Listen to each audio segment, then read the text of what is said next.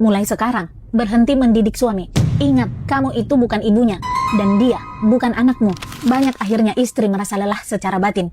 Bukan karena rumah tangga yang begitu berat, tapi karena dia salah peran. Istri sibuk mendidik suami, menjelaskan ini itu, menasehati tanpa henti, begitu aja terus, setiap hari berulang-ulang.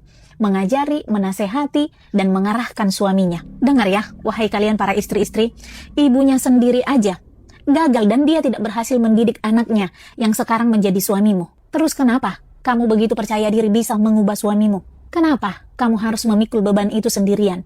Ingat ya, suamimu itu bukan anak-anak lagi. Dia sudah dewasa dan dia sudah bisa berpikir sendiri dengan waras dan cerdas. Jadi gak usah kau capek-capek mendidik suamimu. Gak usah capek-capek mengarahkannya. Cukup nasihati sekedarnya saja apabila dia salah. Dan selebihnya, biarkan. Itu adalah kesadarannya sendiri sebagai kepala rumah tangga.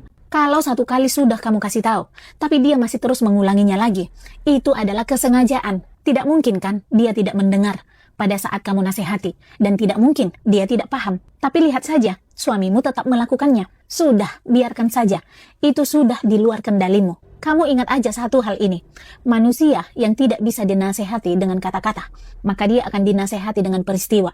Dan jika peristiwa yang terjadi pada dirinya pun tidak sanggup untuk menyadarkannya, maka Tuhan yang menggerakkan alam semesta untuk menegurnya. Jadi mulai sekarang, stop. Jangan buang-buang energimu, karena itu akan membuat kamu lelah secara batin sendirian.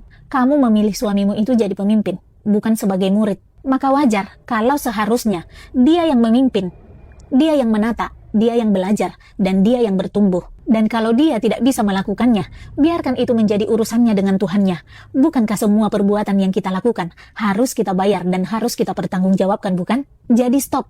Bukan tugasmu mengubah suamimu dengan lelah dan air mata. Kamu tidak bertanggung jawab atas akhlak suamimu, tapi kamu bertanggung jawab atas dirimu sendiri. Tugasmu sebagai seorang istri cukup menghargai dan menaati suamimu di dalam kebaikan, menjaga adabmu, dan menjaga dirimu agar dirimu tidak melampaui peranmu sebagai seorang istri. Dan selebihnya, biarkan Tuhan yang akan mendidik dan mengajari suamimu dengan caranya.